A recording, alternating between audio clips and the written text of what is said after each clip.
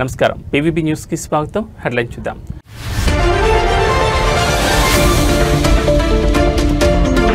ఢిల్లీ పేలుడు కేసులో బయటపడుతున్న సంచలనాలు జనవరి 26న ఎర్రకోట వద్ద పేలుడుకు భారీ స్కెచ్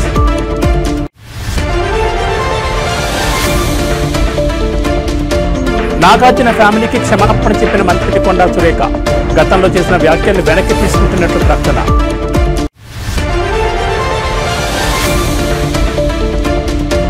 తాడిపత్రిలో మరోసారి టీడీపీ వైసీపీ మధ్య ఉద్రిక్తత వైసీపీ నిరసన ర్యాలీకి అనుమతి నిరాకరించిన పోలీసులు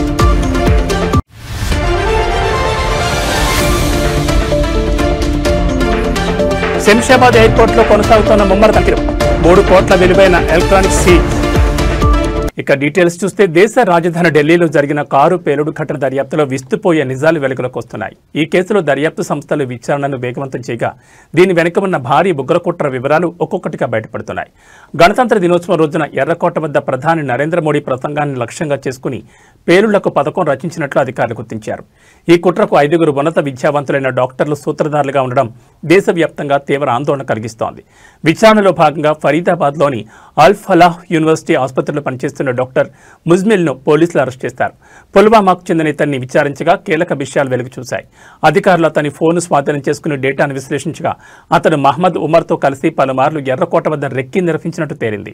జనవరి 26న ప్రధాని జాతిని ఉద్దేశించి ప్రసంగించే సమయంలో అక్కడ భారీ పేలుళ్లకు ప్లాన్ చేసినట్లు దర్యాప్తు సంస్థలు అనుమానిస్తున్నాయి. గత కొన్ని రోజులుగా దేశవ్యాప్తంగా ఛేదిస్తున్న ఉగ్రవాద నెట్వర్క్కు ఢిల్లీ కారు పేలుడు ఘటనకు సంబంధం ఉన్నట్లు అధికారులు భావిస్తున్నారు.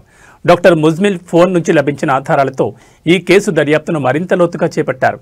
ఈ కుట్రలో ఇంకా ఎవరెవరున్నారు, వారి ప్రణాళికలు ఏమిటి అనే కోణంలో విచారణ కొనసాగిస్తున్నారు. చదువుకున్న వైద్యులే ఉగ్రవాదం వైపు మళ్లడంపై భద్రతా ఏజెన్సీలు దృష్టి సారించాయి.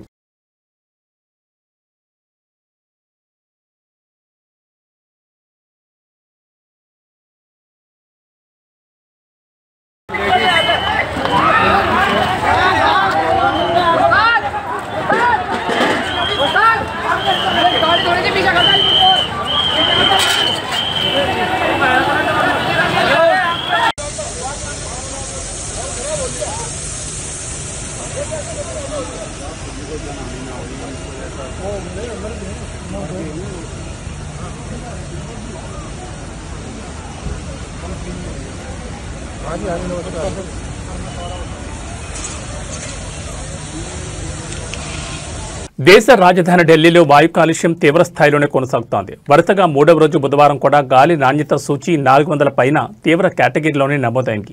నగరాన్ని దట్టమైన పొగమంచు కమ్మేయడంతో చాలా ప్రాంతాల్లో దృశ్యమానత గణనీయంగా పడిపోయింది. దీంతో ప్రజలు స్వచ్ఛమైన గాలి కోసం అల్లాడిపోతున్నారు. కేంద్ర కాలుష్య నియంత్రణ మండలి విడుదల చేసిన డేటా ప్రకారం బుధవారం ఉదయం గీత కాలనీ, లక్ష్మీనగర్ రోడ్ ప్రాంతంలో గాలి నాణ్యత సూచి 413గా నమోదైంది. ఇండియా గేట్, కర్తవ్యపథ్ పరిసరాలను సైతం విషపూరిత పొగమంచు కప్పేగా అక్కడ AQI 408గా ఉంది. నగరంలోని ఇతర ప్రాంతాలైన ఆనంద్ విహార్లో 438, అశోక్ విహార్లో 439, చాందినీ చౌక్లో 449, ద్వారకా సెక్టర్ 8లో 422, ITOలో 433, జహంగీర్పూర్లో 446, ఆర్కేపురంలో 432, రోహిణిలో 442గా గాలి నాణ్యత నమోదైంది. ఇంతటి కాలుష్యానికి ఎక్కువసేపు గురైతే తీవ్రమైన శ్వాసకోశ, గుండె సంబంధిత సమస్యలు వస్తాయని నిపుణులు హెచ్చరిస్తున్నారు. గాలి నాణ్యత క్షీణిస్తున్న నేపథ్యంలో ఢిల్లీ ప్రభుత్వం కీలక చర్యలు చేపట్టింది. Graded response action plan stage 3 చర్యలను అమలు చేయడంలో భాగంగా 5వ తరగతి వరకు విద్యార్థులకు బుధవారం నుంచి హైబ్రిడ్ విధానంలో తరగతులు నిర్వహించాలని నిర్ణయించింది.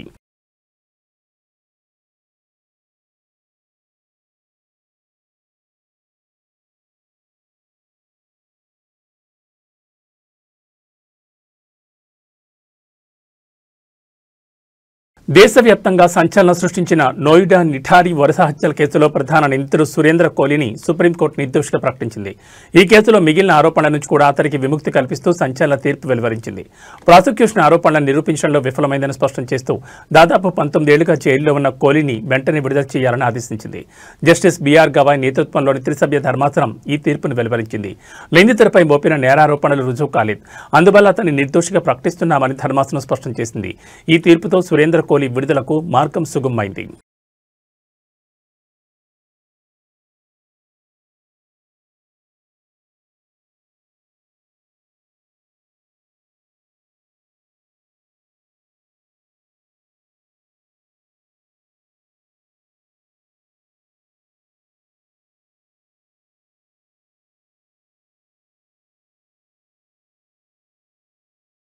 తెలంగాణ మంత్రి కొండా సురేఖ ప్రముఖ నటుడు అక్కినేని నాగార్జున కుటుంబానికి క్షమాపణ చెప్పారు. గతంలో తాను వారిపై చేసిన వ్యాఖ్యల పట్ల పశ్చాత్తాపం వ్యక్తం చేస్తూ అర్ధరాత్రి ట్వీట్ చేశారు.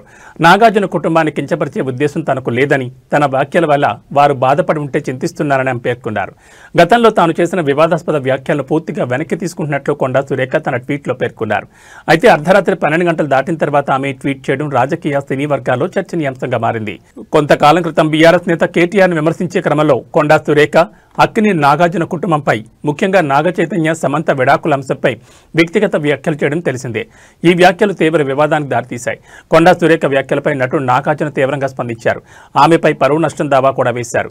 మరోవైపు నాగ చైతన్య సమంత సైతం తమ విడాకులు పరస్పర అంగీకారంతో తీసుకున్న వ్యక్తిగత నిర్ణయమని, తమ పేర్లను అనవసరంగా రాజకీయ వివాదాల్లోకి లాగొద్దని విజ్ఞప్తి చేశారు. సినీ పరిశ్రమకు చెందిన పలువురు ప్రముఖులు కూడా సురేఖ వ్యాఖ్యలను ఖండించారు. ఈ పరిణామాల నేపథ్యంలోనే మంత్రి కొండా సురేఖ వెనక్కి తగ్గి క్షమాపణ చెప్పినట్టు తెలుస్తోంది.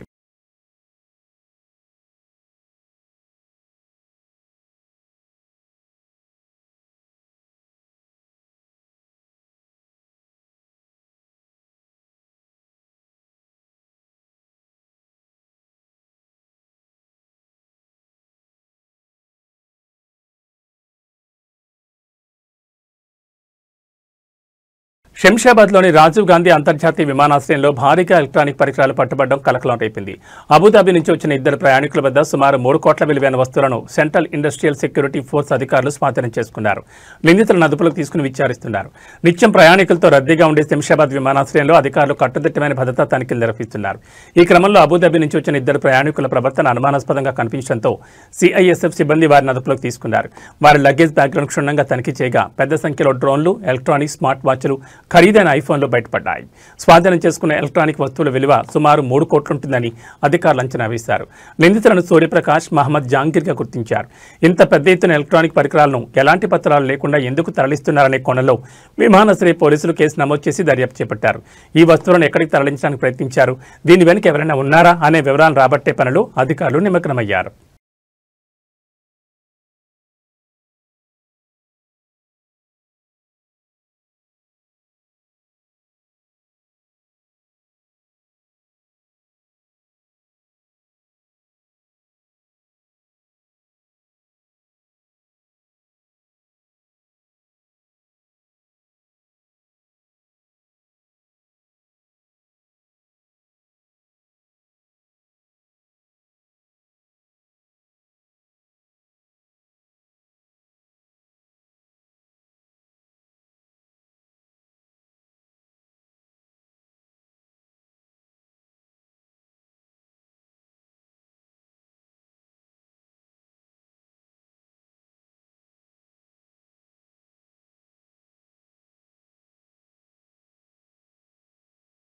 అనంతపురం జిల్లా తాడిపత్రిలో మరోసారి రాజకీయ వాతావరణం వేడెక్కింది. టీడీపీ, వైసీపీ వర్గాలు పోటాపోటీగా కార్యక్రమాలు చేపట్టడంతో ఉద్రిక్త పరిస్థితులు నెలకొన్నాయి.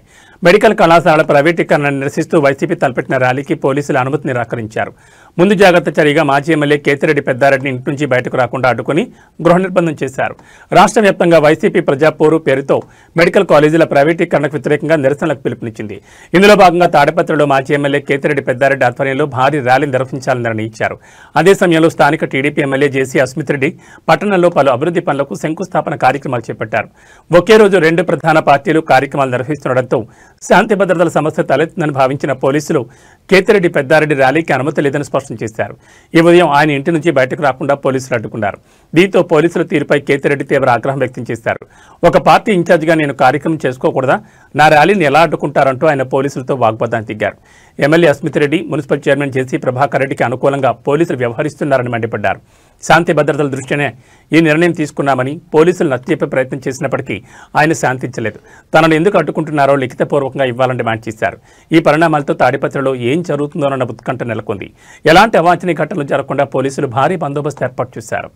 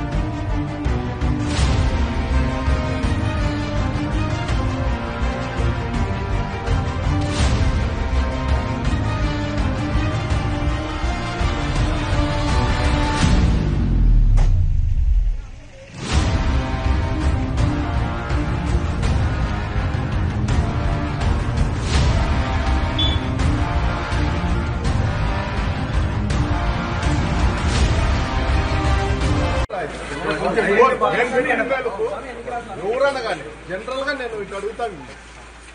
నేను నీకు లెటర్ ఇచ్చా యోగక్షేమాలు ఎట్టున్నారు సార్ అని. నేను బాగుండా అని చెప్తే నువ్వు నాకు జవాబు ఇచ్చినట్లే కదా అది లెక్క. నువ్వు దీంట్లో ఏముంది చెప్పు. నాకు చదువు రాదు. నువ్వే చదువు అర్థం లేదు, ఏం లేదు. మీరు రాయించే అదే రాసి వైట్ పేపర్ కావు వైట్ పేపర్ రాసి నువ్వు పోయేకి లేదు, ఎక్కడే కానీ కాన్ఫరెన్స్ లో తిరిగేకి లేదు. ఇది మా ఆర్డరు, మా ఎమ్మెల్యే ప్రకారం మేము నడుచుకుంటున్నాము. మీరు ఎక్కడ తిరిగినా కూడా మేము చెత్త చూస్తామని చెప్పి రాసింది. వాళ్ళు కొడతా అంటే కొట్టించుకుంటానండి, తిట్టించుకుంటానండి, మేము కేసులు ఇష్టం ఉంటే తీసుకుంటాం, లేకపోతే లేదా రాసి. నేనే వద్దని లేదా, ఏదైనా మీరు పేపర్ నేను పేపర్ ఇస్తాను కదా, పేపర్ నేను మిమ్మల్ని ఏమో నాకైతే తిరుమల శ్రీవారి లడ్డూ ప్రసాదానికి కల్తీని సరఫరా చేసిన కేసులో దర్యాప్తు ముమ్మరంగా కొనసాగుతోంది. ఈ వ్యవహారంలో వైసీపీ ప్రభుత్వ హయాంలో టీటీడీ ఈవోగా పనిచేసిన ఏవీ ధర్మారెడ్డిని ప్రత్యేక దర్యాప్తు బృందం మంగళవారం సుదీర్ఘంగా విచారించింది. ఉదయం 10 గంటల నుంచి రాత్రి 10 గంటల వరకు మధ్యలో గంట భోజన విరామంతో కలిపి దాదాపు 12 గంటల పాటు డీఐజీ మురళీ రాంబా నేతృత్వంలోని బృందం ఆయనను ప్రశ్నించింది. లడ్డూకు కల్తీని వస్తుంటే ఎందుకు చూసి చూడనట్లు వ్యవహరించారని ప్రశ్నించగా హైకమాండ్ ఒత్తిడి వల్లే అనుమతించాల్సి వచ్చిందని ధర్మారెడ్డి చెప్పినట్లు విశ్వసనీయ సమాచారం. అయితే ఆ హైకమాండ్ ఎవరనే ప్రశ్నకు ఆయన నుంచి సమాధానం రాలేదని తెలుస్తోంది. ధర్మారెడ్డి పలు ప్రశ్నలకు క్లుప్తంగా బదులుగా మరికొన్నింటికి మౌనం వహించారని సమాచారం. 2022 ఆగస్టులోనే మైసూర్ ల్యాబ్ నుంచి నెయ్యి కల్తీ జరిగిందని నివేదిక వచ్చినా ఎందుకు చర్యలు తీసుకోలేదు? బోలేబాబా డైరీకి కాంట్రాక్ట్ కట్టబెట్టేందుకే టెండర్ నిబంధనల్లో మార్పులు చేశారా? గతంలో ఉన్న మిల్క్ పదాన్ని 2020లో ఎందుకు తొలగించారు? తిరిగి 2023లో ఎందుకు చేర్చారు? ఈ మార్పుల ద్వారా ఎవరికి లబ్ధి చేకూర్చారు? తదితర ప్రశ్నలను సిట్ అధికారులు సంధించినట్టు తెలుస్తోంది. ఈ కేసులో ఇప్పటికే అరెస్టే బెయిల్పై ఉన్న బోలేబాబా డైరీ డైరెక్టర్లు ఫొమిల్ జైన్, విపిన్ జైన్లను కూడా సిట్ విచారించింది. 5 ఏళ్లలో ఈ సంస్థ 251 కోట్లకు పైగా విలువైన 68.17 లక్షల కిలోల కల్తీని సరఫరా చేసినట్లు తమ దర్యాప్తులో తేలిందని డీఐజీ మురళీ రాంబా వెల్లడించారు. ఈ వ్యవహారంలో గత టీటీడీ చైర్మన్ వైవీ సుబ్బారెడ్డి పాత్రపైన అధికారులు ఆరా తీసినట్టు తెలుస్తోంది. కాగా రాత్రి విచారణ ముగిసిన అనంతరం ధర్మారెడ్డి మీడియాతో మాట్లాడకుండానే వెళ్లిపోయారు. ఈ రోజు కూడా ఆయన విచారణ కొనసాగనుండడంతో ఈ కేసులో మరిన్ని కీలక విషయాలు వెలుగులోకి వచ్చే అవకాశం ఉందని భావిస్తున్నారు.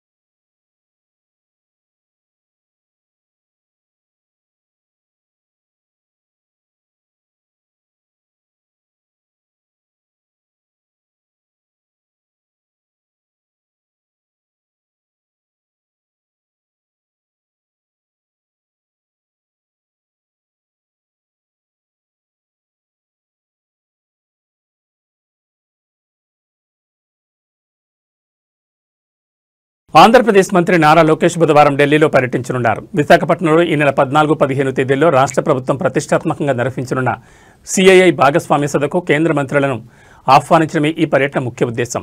రాష్ట్రానికి పెట్టుబడులను ఆకర్షించడంలో కీలకమైన ఈ సదస్సును విజయవంతం చేసేందుకు ప్రభుత్వం అన్ని ఏర్పాట్లు చేస్తోంది. ఇందులో భాగంగా కేంద్ర ప్రభుత్వ పెద్దల భాగస్వామ్యం కూడా ఉండాలని భావిస్తోంది. ఈ నేపథ్యంలో మంత్రి లోకేష్ ఢిల్లీకి వెళ్లి పలువురు కేంద్ర మంత్రులను స్వయంగా కలిసి విశాఖ సదస్సుకు హాజరు కావాలని కోరనున్నారు. ఈ పర్యటనలో భాగంగా సదస్సు లక్ష్యాలను, రాష్ట్రంలో పెట్టుబడులకు ఉన్న అవకాశాలను కేంద్ర మంత్రులకు వివరించే అవకాశం ఉంది. రాష్ట్ర ప్రభుత్వం అత్యంత ప్రాధాన్యత ఇస్తున్న ఈ సదస్సుకు కేంద్రం నుంచి ముఖ్య నేతలు హాజరైతే మరింత ప్రాధాన్యత లభిస్తుందని అధికారులు భావిస్తున్నారు.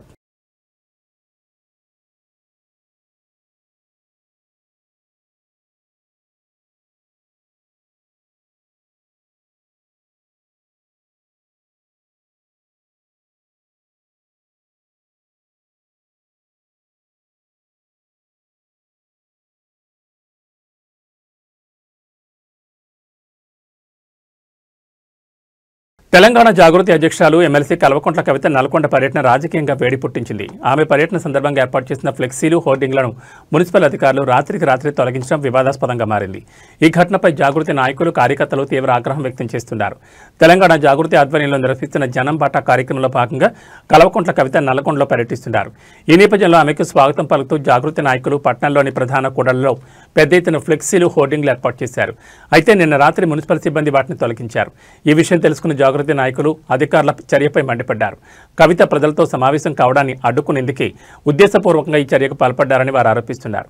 ఎలాంటి ముందస్తు సమాచారం లేకుండా ఫ్లెక్సీలను తొలగించడం రాజకీయ కక్ష సాధింపు చర్యలని విమర్శలు గుప్పిస్తున్నారు. ఈ అనూహ్య పరిణామంతో నల్గొండ పట్టణంలో రాజకీయ వర్గాల్లో తీవ్ర చర్చ జరుగుతోంది. ఇది సాధారణ అధికారిక చర్య లేక దీని వెనుక రాజకీయ ఉద్దేశాలున్నాయా అనే కోణంలో స్థానికంగా చర్చ నడుస్తోంది.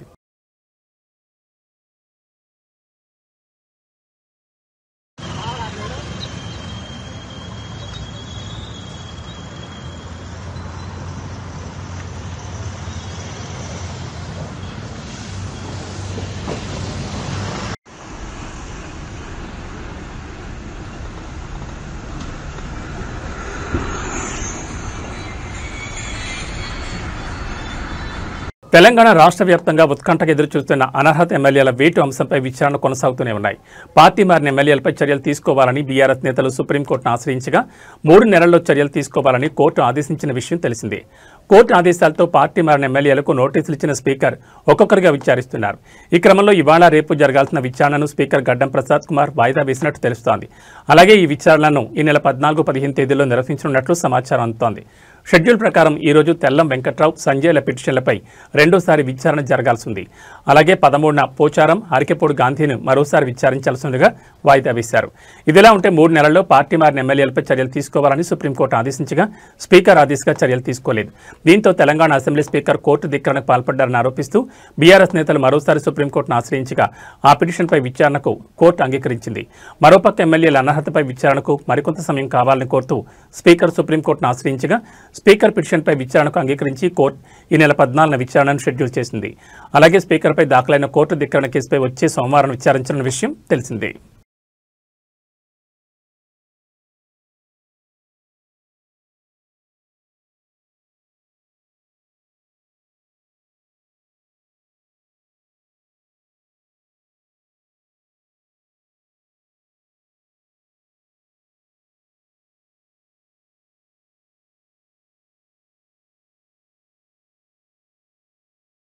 తిరుపతిలోని శ్రీ కపిలేశ్వర స్వామి ఆలయం పుష్కరిణి వద్ద తాజాగా అయ్యప్ప భక్తులు ఆందోళన దిగారు. పుష్కరిణిలో స్నానాలకు అనుమతి ఇవ్వకపోవడంపై అయ్యప్ప స్వాములు తీవ్ర అసంతృప్తిని వ్యక్తం చేశారు. కార్తీక మాసం ప్రారంభం నుంచి కోనేరులో స్నానాలకు, దీపారాధనలకు విజిలెన్స్ అధికారులు అనుమతించలేదు. ఈ క్రమంలోనే కపిలతీర్థం వద్ద అయ్యప్ప భక్తులు ఆందోళన దిగారు. ప్రతిరోజు స్నానాలకు అనుమతి ఇవ్వాలి అంటూ స్వాములు నినాదాలు చేశారు. TTD chairman BR Naidu down down, EO down down అంటూ భక్తులు ఆగ్రహం వ్యక్తం చేశారు. ఆలయ ప్రాంగణంలో పరిస్థితి ఉద్రిక్తంగా మారడంతో అధికారులు అక్కడికి చేరుకుని భక్తులను శాంతింపజేయడానికి ప్రయత్నించారు. టీటీడీ అధికారులు భక్తులతో మాట్లాడి సమస్య పరిష్కారానికి ప్రయత్నించారు. ఈ క్రమంలోనే అయ్యప్ప భక్తుల ఆందోళనతో అధికారులు దిగొచ్చారు. బుధవారం తెల్లవారుజామున పుష్కరిణిలో అయ్యప్ప భక్తులు స్నానాలకు అనుమతిచ్చారు. ఆందోళన చేసినప్పుడే కాదు, ప్రతిరోజు వదలండి అంటూ భక్తులు ఈ సందర్భంగా డిమాండ్ చేశారు. కపిలతీర్థం పరిసర ప్రాంతాల్లో భక్తుల రద్దీ పెరిగింది. అధికారులు పరిస్థితిని అదుపులో ఉంచేందుకు అదనపు భద్రతా సిబ్బంది నియమించినట్లు తెలుస్తోంది.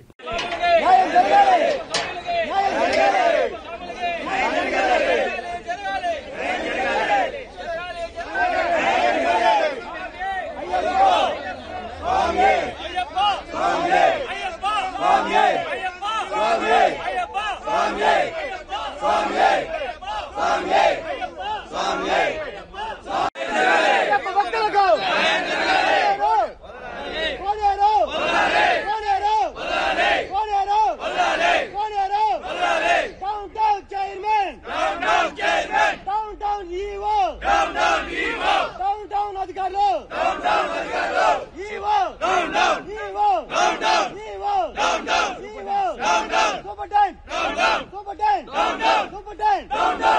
న్యాయం జరగాలి, న్యాయం జరగాలి.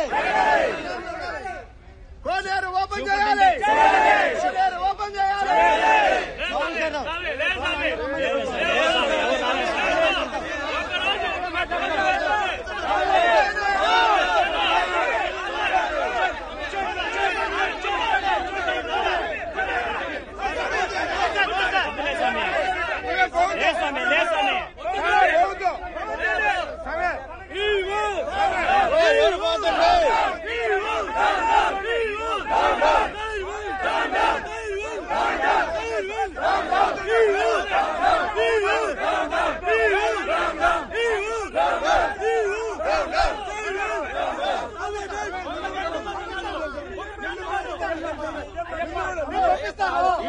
పంపిస్తారు స్వామి, ఈ రోజు పంపిస్తారు.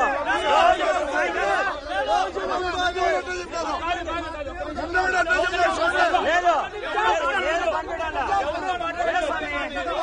రోజు పంపించాలి, రోజు పంపించాలి. లేదు లేదు లేదు స్వామి, లేదు లేదు. భక్తులు ఎవరికైనా మేము భక్తులు కదా,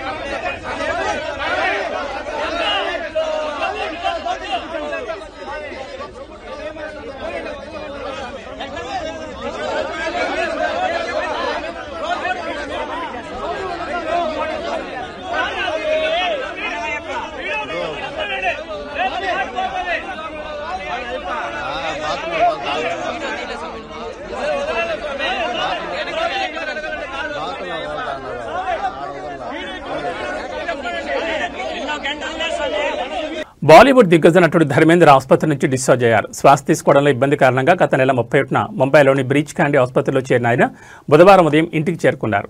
ఆయనకి ఇంట్లోనే చికిత్స కొనసాగుతోందని వైద్యులు తెలిపారు. ఇవాళ ఉదయం 7:30 గంటల ప్రాంతంలో ధర్మేంద్రను ఆసుపత్రి నుంచి డిశ్చార్జ్ చేసినట్లు ఆయనకు చికిత్స అందించిన డాక్టర్ ప్రతీష్ సంధాని పీటీఐకి వెల్లడించారు. కుటుంబ సభ్యుల నిర్ణయం మేరకు ఆయనకి ఇంట్లోనే వైద్య సేవలు కొనసాగిస్తామని వివరించారు. ఇదిలా ఉండగా నిన్న ధర్మేంద్ర మరణించారంటూ పలు వెబ్సైట్లలో తప్పుడు వార్తలు ప్రచారమయ్యాయి. ఈ వదంతులపై ఆయన కుటుంబ సభ్యులు తీవ్రంగా స్పందించారు. ఆయన ఆరోగ్యం నిలకడగా ఉందని, కోలుకుంటున్నారని స్పష్టం చేశారు.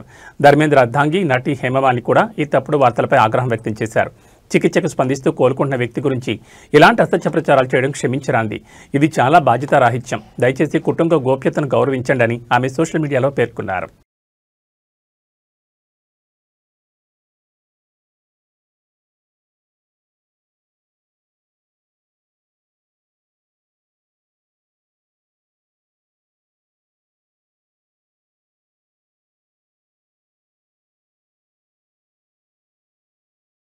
ఇవి బులెటిన్ విశేషాలు. మరో బులెటిన్లో మళ్ళీ కలుసుకుందాం. నమస్కారం.